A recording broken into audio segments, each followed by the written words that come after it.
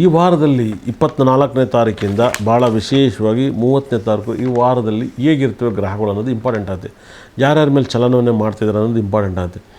ಮೊದಲಿಗೆ ಭಾಳ ವಿಶೇಷವಾಗಿ ಚಂದ್ರಗ್ರಹ ಬಂದು ಮಿನಿಮಮ್ ಅಂದರೂ ಕೂಡ ಧನುಸು ರಾಶಿಯಿಂದ ಹಿಡಿದು ಮೀನ ರಾಶಿವರೆಗೂ ಸಂಚಾರವನ್ನು ಮಾಡ್ತಾನೆ. ಅದರಲ್ಲಿ ಫುಲ್ ಸೂಪರ್ ಸಕ್ಸಸ್ ಅನ್ನೋದಾದರೆ ವೆರಿ ಸಕ್ಸಸ್ಸು. ಇಷ್ಟು ರಾಶಿಲಿ ಸಂಚಾರ ಮಾಡೋಕ್ಕಾರೆ ಒಂದು ಮಕರ ಮತ್ತು ಕುಂಭರಾಶಿ ವಿಪರೀತ ರಾಜಯೋಗನ ತಂದು ಕೊಡ್ತಾನೆ. ಆದರೆ ಶನಿ ಗ್ರಹ ಬಂದು ಬಹಳ ವಿಶೇಷವಾಗಿ ಮೀನ ರಾಶಿಲಿದ್ದಾನೆ. ರಾಹು ಬಂದು ಕುಂಭರಾಶಿಲಿದ್ದಾನೆ. ರಾಹು ಗ್ರಹನೂ ಕೂಡ ಒಂದು ಕುಂಭರಾಶಿಲಿದ್ದಾನೆ. ಅದೇ ಥರ ಗುರು ಉಚ್ಚನಾಗಿದ್ದಾನೆ. ಉಚ್ಚನಾಗಿದ್ದರೆ ಸಾಕಷ್ಟು ಜನ ಮಾತು ಬಿಡೋದು, ಜಗಳಗಳು ಮಾಡೋದು ಇದೆಲ್ಲ ಇರುತ್ತೆ. ಗುರು ಉಚ್ಚನಾದರೆ ಒಳ್ಳೆಯ ಬುದ್ಧಿ ಬರೋದ್ರಿಂದ ಕೆಟ್ಟ ಬುದ್ಧಿನೂ ಕೂಡ ಜಾಸ್ತಿ ಬರುತ್ತೆ. ಗುರು ಉಚ್ಚನಾದರೂ ಕೂಡ ಕೋಪಕ್ಕೆ ಹೊಣೆ ಆಗ್ತಾರೆ.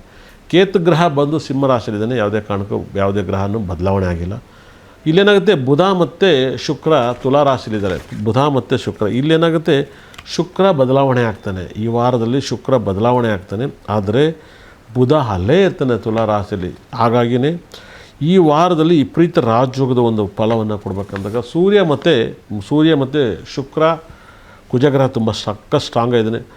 ಮಕ್ಕಳು ಹುಟ್ಟಕ್ಕೆ ಸೂಪರ್ ರಾಜಯೋಗ. ಅಂದರೆ ತುಂಬ ಇಂಪ್ರೂವ್ಮೆಂಟ್ ಆಗಬೇಕಂದ್ರೆ ಮಕರ ಲಗ್ನದಲ್ಲಿ ಒಳ್ಳೆ ಕೆಲಸ ಮಾಡೋಕ್ಕೆ ಈ ವಾರ ಪೂರ್ತಿ ಮಕರ ಲಗ್ನದಲ್ಲಿ ಒಳ್ಳೆ ಕೆಲಸ ಮಾಡೋದು. ಮಕರ ಲಗ್ನ ತುಂಬ ಪಾಸಿಟಿವ್ ಲಗ್ನವನ್ನಾಗುತ್ತೆ. ತುಂಬ ಸಿಕ್ಕಾಪಟ್ಟೆ ಲಕ್ಕನ್ನು ತಂದು ಕೊಡುತ್ತೆ.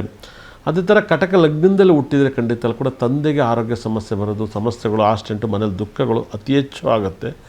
ಅದೇ ರೀತಿಯಲ್ಲಿ ನೀವು ತಿಳಿದಿರೋ ಪ್ರಕಾರ ತುಂಬ ಮಿರಾಕಲ್ ಸಕ್ಸಸ್ಸನ್ನು ನೀವು ನೋಡ್ಬೋದು. ಅದೇ ರೀತಿಯಲ್ಲಿ ತುಂಬ ಕೋಟ್ಯಾಧೀಶ್ವರ ಆಗಬೇಕು. ಅದೇ ಸಿಂಹ ಲಗ್ನದಲ್ಲಿ ವಾರದಲ್ಲಿ ಏನಾದ್ರು ಮಗು ಜನನವಾದರೆ ಡೈವರ್ಸಿಗೆ ಸಂಬಂಧಪಡುತ್ತೆ. ಪರ್ಸ್ನಲ್ ಪ್ರಾಬ್ಲಮ್ ಎಲ್ಲ ತುಂಬ ಡಿಸ್ಟರ್ಬ್ ಆಗುತ್ತೆ. ಆದರೆ ಮೆಡಿಕಲ್ ಶೀಟನ್ನೆಲ್ಲ ಸಿಗುತ್ತೆ ಅಂತ ಹೇಳುತ್ತೆ. ಭಾಳ ಮಿರಾಕಲ್ ಆಗುತ್ತೆ.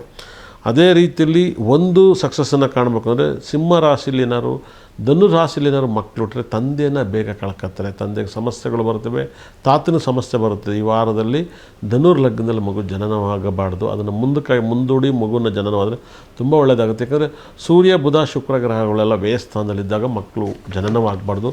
ಧನುರ್ ಲಗ್ನ ಈ ವಾರದಲ್ಲಿ ಹುಟ್ಟಕ್ಕೆ ಒಳ್ಳೆಯ ಟೈಮಲ್ಲ. ನೀವು 100% ಮಕರ ಲಗ್ನ ತುಂಬ ಟಾಪ್ ಲಗ್ನ. ಮಕರ ಲಗ್ನಕ್ಕೆ ಆದಷ್ಟು ಮಗು ಹುಟ್ಟಕ್ಕೆ ಟ್ರೈ ಮಾಡಿದಷ್ಟು ನಿಮ್ಮ ಮನೆ ಕೋಟ್ಯಾಧೀಶ್ವರಾಗ್ತಾರೆ. ಪರ್ಸ್ನಲ್ ಲೈಫ್, ಹ್ಯಾಪಿ ಲೈಫ್ ಎಲ್ಲವೂ ಶ್ರೀಮಂತರಾಗ್ತಾರೆ. ತುಂಬ ರಿಚ್ ಪೀಪಲ್ಸ್ ಆಗಬೇಕಂದ್ರೆ ಮಕರ ಲಗ್ನದಲ್ಲಿ ಮಗು ಹುಟ್ಟಿದರೆ ಮಾತ್ರ ತುಂಬ ಇಂಪ್ರೂವ್ಮೆಂಟ್ ಆಗುತ್ತೆ. ಮಕರ ಲಗ್ನಕ್ಕೆ, ಮಕರ ರಾಶಿಗೆ ವಿಪರೀತ ರಾಜಯೋಗ ಇರೋದನ್ನು ಬೆನಿಫಿಟಾಗಿ ಮಾಡ್ಕೊಳ್ಳಿ. ತುಂಬ ದೊಡ್ಡ ಸಕ್ಸಸ್ಸನ್ನು ಕೊಡುತ್ತೆ. ಅದೇ ರೀತಿಯಲ್ಲಿ ವೃಷಭ ಲಗ್ನದಲ್ಲಿ ಮಗು ಜನನವಾದರೆ ತಂದೆ ಕೋಟ್ಯಾಧೀಶ್ವರಾಗ್ತಾರೆ. ಆದರೆ ಕೋಟ್ಯಾಧೀಶ್ವರಾಗುತ್ತೆ. ಆ ಹುಟ್ಟೋವಂಥವ್ರಿಗೆ ಡೈವರ್ಸ್ ಕೇಸ್ ಜಾಸ್ತಿ ಇರುತ್ತೆ. ವೃಷಭ ಲಗ್ನದಲ್ಲಿ ಹುಟ್ಟರೆ ತಂದೆ ತುಂಬ ದೊಡ್ಡ ಶ್ರೀಮಂತರಾಗ್ತಾರೆ. ಆದರೆ ಡೈವರ್ಸ್ ಅತಿ ಹೆಚ್ಚು ಆಗುತ್ತೆ. ಆಗದೇ ಇರೋ ಥರ ನೋಡ್ಕೊಳ್ಳಿ, ಒಳ್ಳೆಯದಾಗಲಿ. ಧನುಸು ರಾಶಿಗೆ ಒಂದಲ್ಲ ಒಂದು ಸಮಸ್ಯೆಗಳು ಬಂದಿದ್ದಾವೆ. ತೊಂದರೆ ಮೇಲೆ ತೊಂದರೆ ಆಗ್ತೈತೆ. ಮನೆಯಲ್ಲಿ ಗಂಡ ಆಗಿದ್ರೆ ಹೆಂಡತಿ ಕಾಪಾಡಬೇಕು, ಹೆಂಡತಿಯಾಗಿ ಗಂಡ ಕಾಪಾಡಬೇಕು. ಆಪೋಸಿಟ್ ಗ್ರಹ ಸಪ್ತಮಾಧಿಪತಿ ವ್ಯಯಸ್ಥಾನದಲ್ಲಿದ್ದಾನೆ. ಯಾಕಂದರೆ ಧನುಸು ರಾಶಿಗೆ ರಾಶಾಧಿಪತಿ ಗುರು ವ್ಯಯಸ್ಥಾನದಲ್ಲಿ ಇರಬಾರ್ದಾಯ್ತು. ಇದ್ದಾನೆ, ಅದು ಒಂದಲ್ಲ ಒಂದು ಸಮಸ್ಯೆಯನ್ನು ಕೊಡ್ತಾನೆ.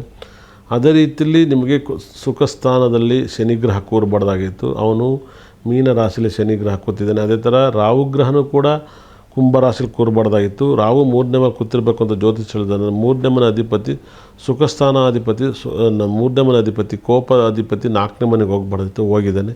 9ನೇ ಮನೆಯಲ್ಲಿ ಕೇತು ಗ್ರಹ ಇದ್ದಾನೆ. ಅದು ತುಂಬ ನೆಮ್ಮದಿಲ್ಲ. ತಂದೆಯಲ್ಲಿ, ಕುಟುಂಬದಲ್ಲಿ, ಸಂಬಂಧದಲ್ಲಿ, ಮನೆ ವಿಚಾರದಲ್ಲಿ ನೆಮ್ಮದಿನ ಹಾಳು ಮಾಡ್ಕೊತೀರ.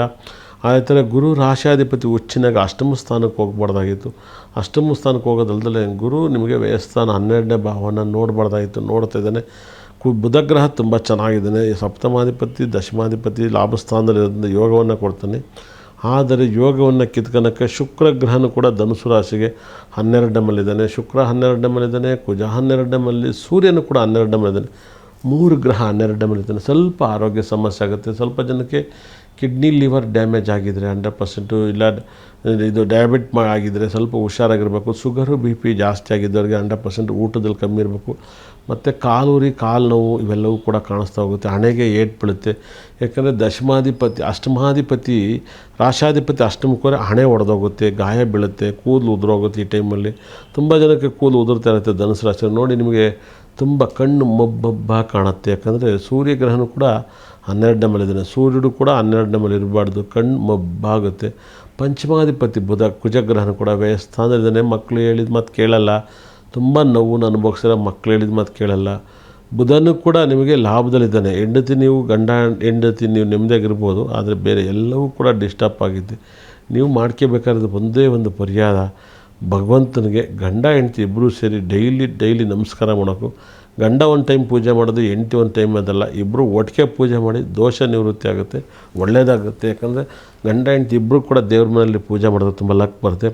ಮತ್ತು ಧನುಸು ರಾಶಿಯಲ್ಲಿ ಭಾಳ ವಿಶೇಷವಾದಂಥ ವೈಬ್ರೇಷನ್, ಭಾಳ ಮಿರಾಕಲ್ ಸಕ್ಸಸ್ಸನ್ನು ಕೊಡುತ್ತೆ. ಮನೆಯಲ್ಲಿ ನೀವು ಅತಿ ಹೆಚ್ಚು ಗಂಧ ವಿಭೂತಿ ಎರಡನ್ನೂ ಯೂಸ್ ಮಾಡಿ. ಹಣೆಗೆ ಹೆಣ್ಮಕ್ಳಲ್ಲಿ ಗಂಡು ಮಕ್ಕಳಲ್ಲಿ ನಿಮ್ಮ ಪ್ರಾಬ್ಲಮಿಂದ ಆಚೆ ಬರ್ತೀರ, ಗಂಧ ಇಲ್ಲ ವಿಭೂತಿ ಅತಿ ಹೆಚ್ಚು ಸಕ್ಸಸ್ ಕೊಡುತ್ತೆ. ವಿಭೂತಿ ಅಂತ ತುಂಬ ಪಾಸಿಟಿವ್, ಗಂಧನೂ ತುಂಬ ಪಾಸಿಟಿವ್ ಕೊಡುತ್ತೆ, ತುಂಬ ಒಳ್ಳೆಯದಾಗುತ್ತೆ. ನಿಮಗೆ ನೀವೇ 3 ರೋಡಲ್ಲಿ ಒಂದು ತೆಂಗಿನಕಾಯಿನ ನಿವುಳಿಸಿ ಹೊಡೀರಿ, ದಿಷ್ಟಿ ಹೋಗುತ್ತೆ. 100% ದಿಷ್ಟಿ ಹೋಗೋಕ್ಕೋಸ್ಕರ ನೀವೊಂದು ಹೊಡೆದು ಒಂದು ತೆಂಗಿನಕಾಯಿನ ನಿವುಳಿಸಿ ಹೊಡೀರಿ, ನಿಮ್ಮ ಪ್ರಾಬ್ಲಮ್ ಕ್ಲಿಯರ್ ಆಗುತ್ತೆ. ನೋಡಿ ಬೇಕಾದ್ರೆ ಧನುಸು ರಾಶಿಯವರಿಗೆ ಒಂದು ತೆಂಗಿನಕಾಯಿ ನಿವುಳಿಸಿ ಹೊಡೆದಿದ ತಕ್ಷಣ ನಿಮ್ಮ ಕಷ್ಟ ಎಲ್ಲ ಪರಿಹಾರ ಆಗುತ್ತೆ. ಒಳ್ಳೆಯದಾಗಲಿ.